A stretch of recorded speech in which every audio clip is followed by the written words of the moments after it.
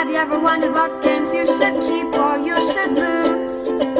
Find out here at Purge Reviews. Word on the Street is one of our very, very favorite word games. This can be played with 2 players, or you can play with a team of people where you're guessing a word, having a tug of war about what words you want to put over there. You don't have to have a knowledge of a lot of words per se. It's what your team has as you try to get the longest word, or even especially with short words, because you're pushing the right letters across, right?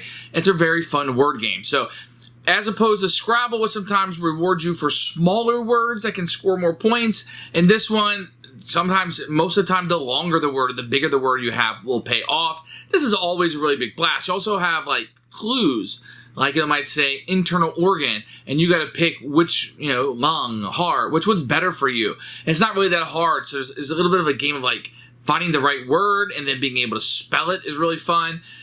This is one that we really, really enjoy. Like this one quite a bit. It completely replaced Scrabble for us. This is our #1 word game, the one that we enjoy the most. We like the aspect of you really can play with an infinite amount of people, really. I mean, within reason, that can sit around and guess words together. So you can play this at a camp or a Boy Scout troop or anything like that where you have kids together. But you also play on a game night, family game night. It kind of runs the rampant on that. And I'm surprised Word on the Street is not one we hear more about. This is a very fantastic game, one I enjoy, and one we'll definitely be keeping.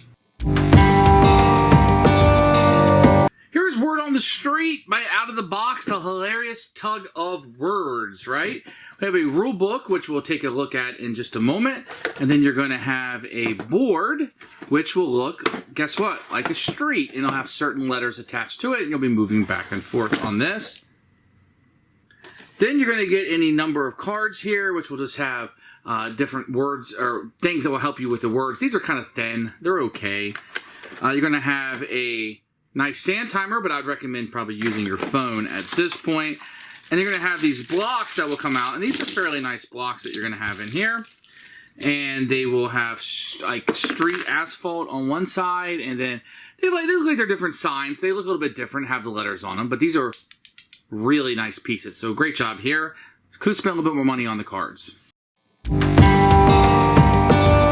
So here's the rule book. As you can see, components, no pictures, blah, blah, blah. Not very good. You have setup kind of right here. Kind of shows you what it's look like. And then playing the game. This is everything you need to play the game. And then it kind of breaks down like what's allowed. All these kind of games have what words are allowed, challenging a word, moving the tiles, etc. And kind of that has to get into the minutia of you're cheating and I don't want you to cheat. But really, this is how you play the game right here. So I should point out that the game has a timer. So when it's your team or your turn, you will turn the timer over and go and have roughly about 30 seconds, I believe. You can also use your phone for that.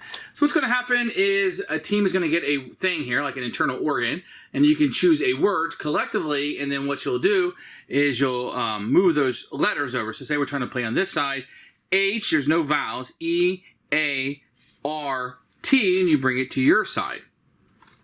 Then the next person may go, say, part of an apple. Let's say skin. So they would move S, K, there's no I, and into their side. And the next people will go. And say they'd say, something made of metal. Let's say a hammer. So H, there's no A, M, no E, and R would continue to move to this side.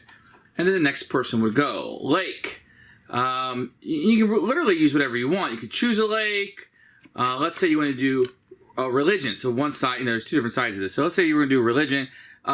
Say Islam. No I, S, L, no A, and then M. So M's coming over to my side, but since this, you're going to push it back over there.